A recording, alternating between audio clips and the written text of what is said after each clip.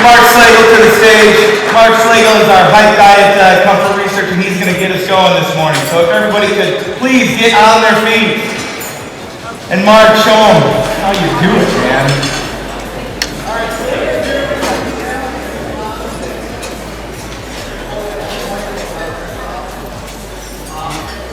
So what we're going to say is, we are, and this side's going to say the best, we are. This side of the room says Brightest. And when we're talking about we are, we're talking about all the companies in the room and the people who are representing those companies today. So you guys are cheering for your companies. I heard some of you guys that can cheer. So I want to hear it. Ready? We are! We are!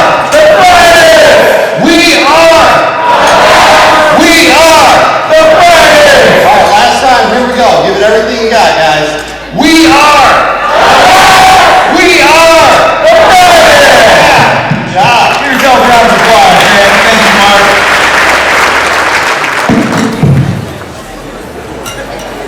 So if you guys didn't notice about us, we try to bring a lot of energy to all of our meetings, whether we're out and about or whether it's just a normal everyday at Comfort Research. So first off, I'd like to thank the folks at Best and Brightest. Appreciate you guys putting this on. And recognizing all the awesome companies, you guys here making a difference, making your places a great place to work. So thank you for what you guys all do and making our community so awesome. I'd also like to thank my business partners, George and Jason Julius, if you could please raise your hands. If it wasn't for those guys, give those guys a round of applause. If it wasn't for those guys, we probably wouldn't be here, and I personally definitely wouldn't be here if it wasn't for my lovely bride, Miss Sarah Jung. Please give him a wave. She is definitely the best and the brightest in our relationship. And then, of course, we wouldn't be here at all if it wasn't for our ambassadors. Table 22, please stand up. Give those guys a round of applause. Just a representation of our ambassadors at Comfort Research. Those are guys that are making our work great, making a difference, making tomorrow better than it is today. So up here on this slide, you see, lead through values, and there's lots of different values. We're going to focus on, core values today and how you can use core values. I hope to give you guys a takeaway that you can all use. It doesn't matter your organization, doesn't matter if you're public, private, big, small, government, school, church, doesn't matter. You can also use them as your own tools. We all have personal values as well. And how might you use core values in your own personal life?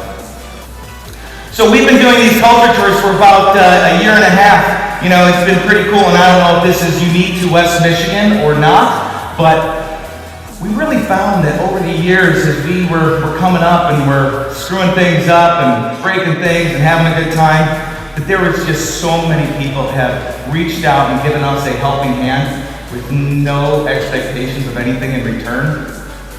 And we didn't want to just be takers. We wanted to see how we could be givers. So we hope to give something back through those culture tours, and I hope to give you guys a little something today. So who are we? We're Comfort Research, but we're best known for our Big Joe brand of products.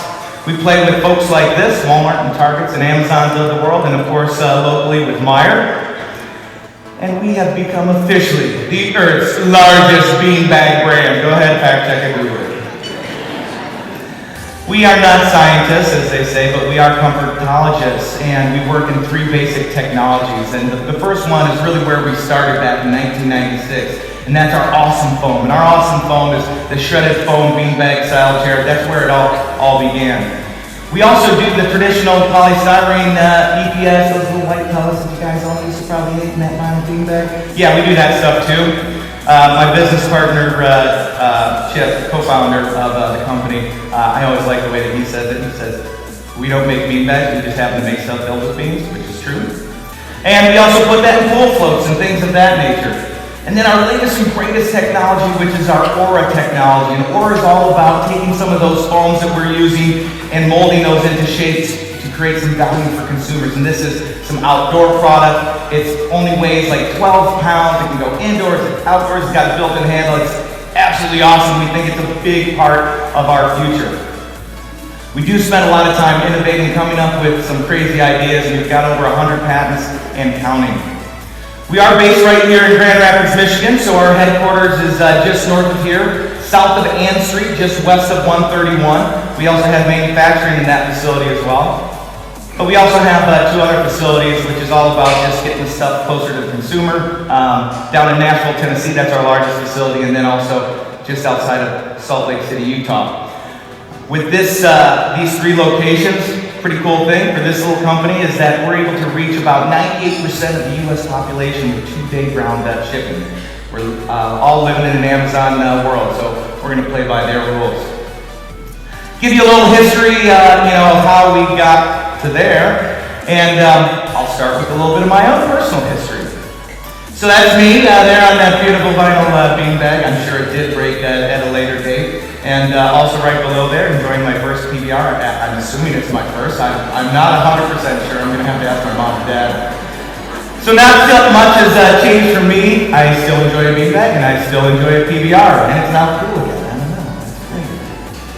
So we did start at Hope College back in 1996. That top picture there, that's me in front of Collin Hall. That's where Chip and I met in 1993. We started the business a little about 3 years later. And then us at this, I think it was the Atlanta gift market or something, and that might have been the last time we wore those lab coats. We thought it was kind of funny at first, and then some guy's like, "Oh, what are you guys, proctologists?" And I was like, "No, but you are."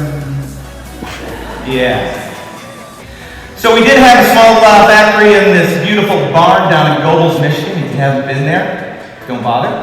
In the early days, we were selling mainly through this small store at the Holland Outlet Mall that we would open up for a month or so. We'd skip class and sell directly to consumers. And then our main source of selling in the beginning was traveling around, and we'd go to other colleges and universities. We'd go to Calvin, Hope, Grand Valley. We'd go to Michigan State, and we'd sell directly to students wherever they let us set up, on campus or just off campus during Welcome Week. And so that was kind of a main source of our growth in those early days. And at first we're trying to get into Meyer, and this buyer, I'll never forget his name, Chris Kirkbride, is here, or anybody know Chris Kirkbride? All right. Well, Chris Kirkbride basically said, "Stop calling me, we're never going to carry your product in these stores." And so, not one really to take no for an answer.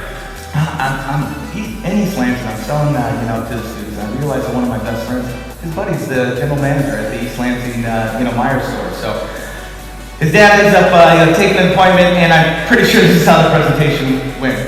What do you think? I don't know. Try it. You like it? Yeah. Okay, will you buy some? Yeah. Sweet! All right! So that was like a first big break. Not very well thought out, not very well presented, but it did get us into that East Lansing store, Meyer. He bought 50 chairs, and those 50 chairs sold out in about 4 days.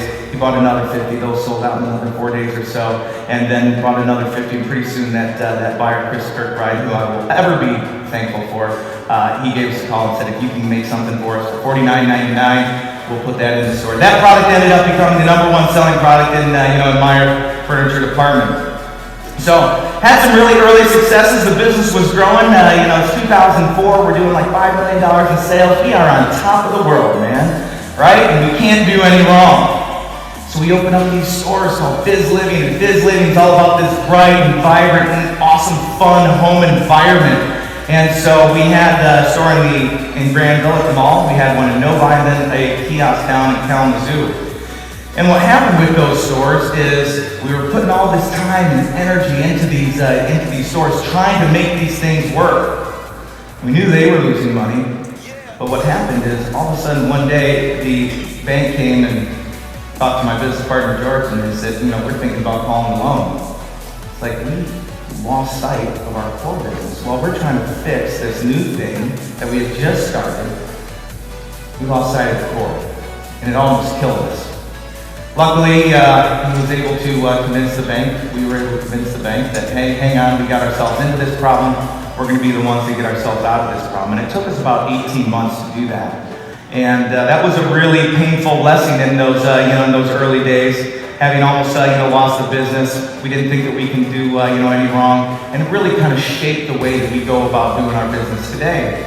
And so this is one of the things that we believe it's those failures that teach you everything. It's not the successes. Successes don't teach you anything. Successes just tell you you're great. And so I've always made it, one of my missions. I want to share my mistakes, our mistakes. I think that people can learn from that. No one's going to learn from like, hey, look how great we did. So we go out of our way to share our mistakes and make sure that when we are taking risks, because we're a risk-oriented company, man, we want to innovate, we want to do new things. That is risk, right? So it's just all about how do you go about taking those risks? How do you go about investing in those things? All right, so the culture and the strategy, man, and I'm a big believer that these two things, go hand in hand. So, we get ourselves out of the mess that we had created with the stores, and business is going good again. We've doubled the business now, and as George can, he's like, you guys should really think about putting together a strategic plan. And what is this strategic plan you speak of? Why would we need one of these things? And so, myself, Chip, and my business partner, Jason, we spend 3 days at American Management Association at this windowless cave outside of Arrowhead Airport, learning how to put the most perfect strategic plan together. And one of the things that they talk about the vision statement, the mission statement, all these different things that would be part of the strategic plan. And they started talking about core values. And we had talked about it for some years, but we were never really doing anything about it, right? It was just one of those buzzwords. We should have done else. Culture sounds cool. But we weren't really being specific. We weren't taking actionable steps to drive it. So the first step was identifying our first set of core values. And this is what that first set looked like. And before that, it was a list. And then it was a circle. And then it was an upright pyramid. And then it was the upside down pyramid. And we're going to be fun, we're going to be innovative, we're going to be awesome to our customers, we're going to be amazing to our vendors, we're going to be all these things, and it's all going to lead to profitable growth, man. It's going to be great! So you realize it was all a bunch of bull, man. These were just things that we aspired to be. It wasn't really who we were. And it really came to a head for us as I'm giving this tour, and I'm talking to these guys, and I'm going so proudly through these core values that, were such a big part of us. And I get to number 8, and I could not remember number 8. Yeah, exactly. Thanks, Greg. So I don't believe that a lot of things, change. Big changes happen until you get embarrassed and feel some pain, and that was embarrassingly painful, man. And so we started down this path of like, okay, how do we find what is in us? What is our core? And it took us some time, and I really wish this was something I could share with folks. How can you go out and put a process together to identify a good set of core values? I feel like the more you put into it, and like the more you try to proselytize it, and the worse it ends up being. You end up with an upside down pyramid, man, of aspirational baloney. And so the way it worked for us was we knew what we had wasn't working. And we were in this advisory board meeting. This guy, Jeff Putzel, on our advisory board. This guy a lot. He's also our facilitator. He does a lot of other stuff for us. But in this advisory board meeting, he's like, you guys just find a better way to do stuff. Don't think much about it. And so I wake up that night, I'm like, holy crap. That dude just gave us our first core value. We're trying to find a better way to do core values. We're trying to find a better way to do a strategic plan. We're trying to find a better way to make a beanbag. We're trying to find a better way in everything that we're doing. That is us, man. It's not some aspirational thing that we hope to do. It is really who we are. And so I jot this thing down, and I can't sleep, man. And that's not right. I can sleep through anything, man. I think I slept through 3 babies, and that's another story. But anyways, so can't sleep. And I'm just thinking about what is the other stuff that is just in us, right? Are there words that we're using that maybe we haven't identified these as core values, but they are core to us? And so I kept on coming back to the thing that we talked about is having high expectations. I write down expect the best. And so the next day I see Chip, and I'm like, hey Chip, man, what do you think? I think I've identified 2 of our core values. Find a better way, expect the best. And he just looks at me, he's like, you want to do the right thing? I'm like, yeah, man! So that's what we did. Find a better way, expect the best, and do the right thing. We finally, found them. And, when you find them, you just know. You just know. And And I wish there was something that we could share that wasn't just like, oh, you just know. It's like the worst advice ever, but you will just know. But I do believe in a couple of things. I do believe that a good set of core values, we do 3. Don't do what we did. Don't do the list of 10. If you can do 3 or less, that's great. 4 or less is fine. Usually, when I see companies that are doing 5, there's probably one that can probably be bundled into like one of the others. And I always know if I'm talking to a company about their core values, and they're like, oh yeah, we're really into core values, and they go into their briefcase and they pull out the laminated card. You guys know what I'm talking about? If there's any of you guys, I'm sorry. You can do better. Don't do that stuff. Don't do the list of 10 like we did. Keep them short, keep them authentic, and if they're those 2 things, man, they will be memorable, and you'll know where they are. Now, I said I was going to talk about culture and strategy, because I do believe these 2 things go hand in hand. You can't have a great culture and a crappy strategy, because ping pong tables only go so far. You can't have a great strategy and a crappy culture. Well, you read about those guys in the news. So how do culture and strategy go hand in hand? They both need to be elevated.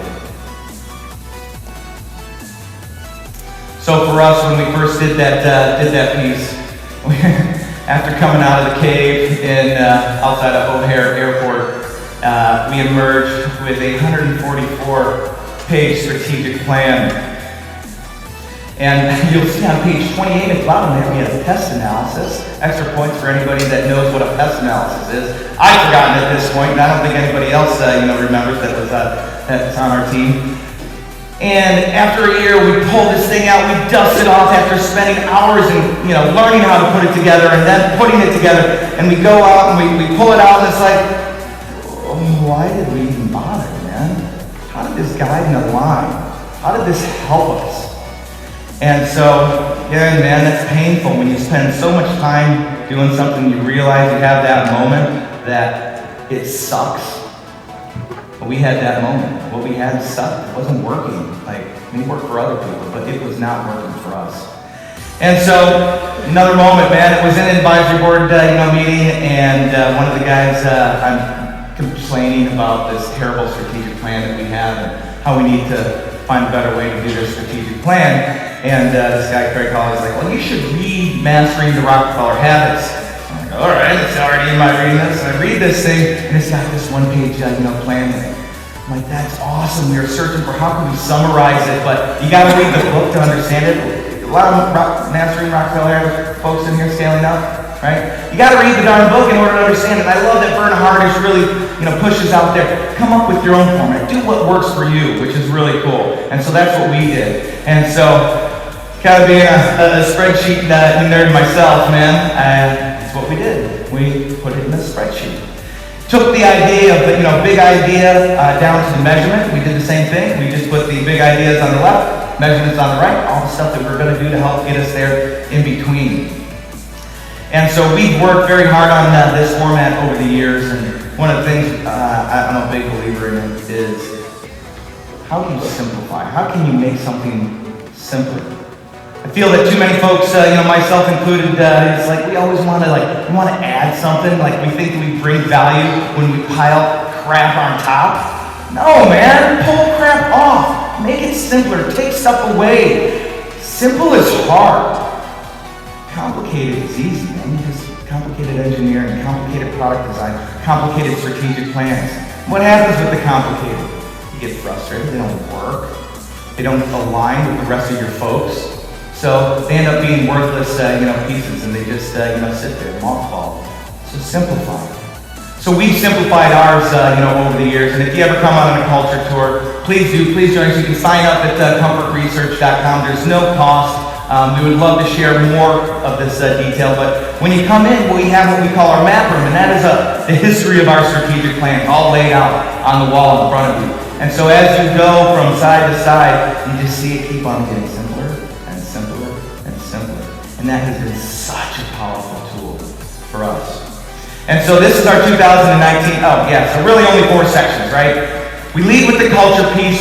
We go with our, purpose. We use, a why, how, what statement instead of the vision and mission statements. That's book by Simon Sinek, awesome book. Don't read the book, do the TED Talk, it's great. Then we do the directions, man, the stuff that we're gonna do and the stuff that we're not gonna do. And as we were going, we found that was just as important to have those statements like, hey, these things are off limits, we are not gonna do this piece. And then the last piece, of course, is measurements. What does success, look like? So there you go, there's the 2019 plan, okay? So we have that up on our website. Please feel free to copy the format, but do what works for you and keep it simple. You keep it simple, you will be able to guide and align your folks and get everybody going in the right direction. All right, so here's the system, okay? So as we were doing our core values, and now we finally identified our core values, and this is what I hope that everybody can take a little piece of and do at your own place, because all this stuff costs nothing. It's a little bit of time and effort, and trust me, man, this whole culture thing, it is so worth the effort. It's been one of the most rewarding, powerful tools that we have in our bucket, in our toolbox. And so our process, our system, very simple. How do you recognize people that are living the core values? How do you reward them in some way for living those core values? And then how do you repeat those messages so you're doing it consistently? So after we identified the core values, it was always find a better way that really was elevated. That was that was the top, right? That was the big core value. So we started with find a better way. The Fab Award, man. We were going to call it Fab, but it just didn't roll off the tongue. Fab's funnier, it just worked. So the Fab Award, right? And the whole idea was, how are we encouraging people to find a better way throughout the entire organization? How are we doing it so that it's not a suggestion box company? And I think you guys know the companies I'm talking about. I've got that little wooden box, there's a slot on the top of the box, there's a padlock on the front, and if somebody even has the guts to take a little folded piece of paper and drop that in the box, this is what happens. 3 months later, after they've dropped that suggestion in the box, like, talking to everybody, let me get that suggestion to management. These guys are idiots, they didn't take my suggestion. But they don't know, man, it wasn't transparent. And why in the world does the suggestion box have to have a lock on it? Don't let anybody steal the suggestions. It's ridiculous, man. We didn't want to be that. We didn't want to be that company that it was us versus them. How are they part of the implementation? And we continue to figure out different ways to have them be part of the implementation of the idea, because really it just starts off with, come up with an idea that's going to make a difference, that's finding a better way to do something. And we don't care what that something is, right? You want to paint that wall pink because you think that's going to brighten everybody's day and that's going to make it feel better? Awesome, suggest it, and then go out and do it. Because the suggestion without action is just worthless. And so what we've done is every quarter we were doing this award. Anybody that made a Fab idea suggestion, gets 25 company bucks. You can spend that on t-shirts and water bottles and coolers and that type of thing. And then we would have a vote, and the highest vote getter, they would get 2,500 bucks for the quarter. And then they could go on for the annual award, and that would get 10,000 bucks. And so, it's really, I don't feel that it's, the money that's the most important thing. We do a lot of different things to, make sure that we're honoring those folks, that we're recognizing those folks. So, yes, we're doing that, but we do it at an all-company meeting.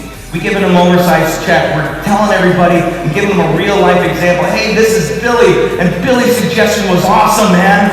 And so we're able to explain, now we've got a real-life example with a real-life person that is really living our core values. And so that picture, along with the description of what they've done, goes up on the wall. That continues to honor them. And so as new people come in, maybe they weren't there then. Company's grown, we got new people coming in. Now they see the picture of Billy on the wall with the description of what Billy did, and they're like, oh shoot, I use that every single day, man. That's what they mean by find a better way. So it's another way to continually reinforce those core values. And at the beginning, we just started with that one award, and I realized it's like, hey, we got some other core values too. Let's make it an awesome award. But you know what? Instead of having it be this, panel that's in this the dark cave, let's make it one where it's peer to peer. So this is one peer saying to another peer, "Hey, I think you're awesome," and some folks are better at it than others. So when you're bringing somebody on stage, you know, some people are like, hey, and, you know, here you go, here's a trophy. And we also do it locally. But the really cool thing is, like, people were really thoughtful about it. Usually, if I'm giving a tour, people ask me, it's like, well, you're giving somebody a week's paid vacation. Aren't they just going to hand this over to their buddy? If they've done it, man, I have not seen it. People take it very seriously. It's a real honor to be able to pass it on and recognize one of their peers. And then the next one is the Dirt Award. And so that's really all about how are people doing the right thing. Not necessarily at Comfort Research, but the right thing in life. All right, so one of the things that we want to do is we're always making sure that we're recognizing those people, we're rewarding them, and that we're repeating those messages. We're doing it consistently. We're doing it every single month. And I'm going to show you a quick video about some of our folks and how they feel about living the core values and living it at Comfort Research.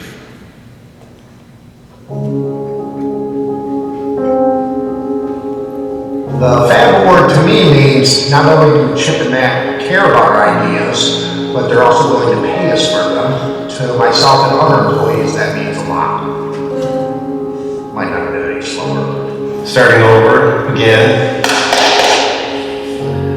To me, the Dirt Award is a testament to the culture of our company.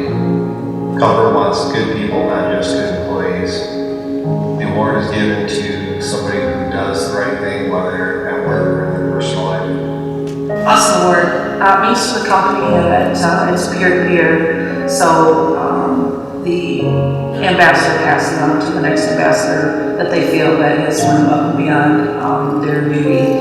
What it meant to me to win was beyond honorable, that someone would think that I'm, doing a great job at something that I feel that, I'm just doing my job. So the bigger honor is passing it along to the next ambassador and, acknowledging their greatness and they're willing to go above and beyond their job to make sure, things get done. So I want to say thank you for the honor and hope everyone else finds joy in their win too.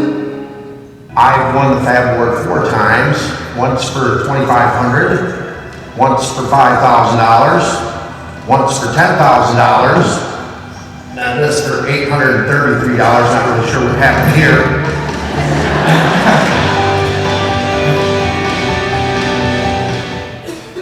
Yeah, so we have a lot of fun at Comfort Research. I'm running out of time, so I'm going to skim through a lot of these things, but make sure that you're listening. Find ways to listen to your folks. We're living our dreams, so we want to have some fun other life experiences for folks, and so we send beanbags into space. We did the world's largest beanbag. We did an art prize entry back in 2017 in front of Van Andel Museum. We want to make sure that when we're celebrating, when we're doing that ribbon cutting, it's not just Chip and I rolling in and saying, all right, we're cutting the ribbon. No, it's the people that did the work. They're the ones that are doing the ribbon cutting. We're just there as support. We celebrate those holidays, ugly Christmas sweater party. There's my man Chip. There's Mr. Incredible looking mighty buff. And then of course we do Big Joe Cares. And that's where we give 10% of our profits back. And can I get a couple research ambassadors to come up on stage, my business partners as well? Come on, Chip, I see you hiding back there, man. You rolled in late, so nice. Come on, let's get on stage. Sarah, you too, you're part of this. Come on. So I've got some questions that I wanted to ask a couple of these folks, so you can hear it firsthand. It's fine and all for to listen to me drone on about it. But I wanted you guys to hear from a couple of our folks what it's really like. So we're going to start with our plant manager, Mr. Brian Hayward.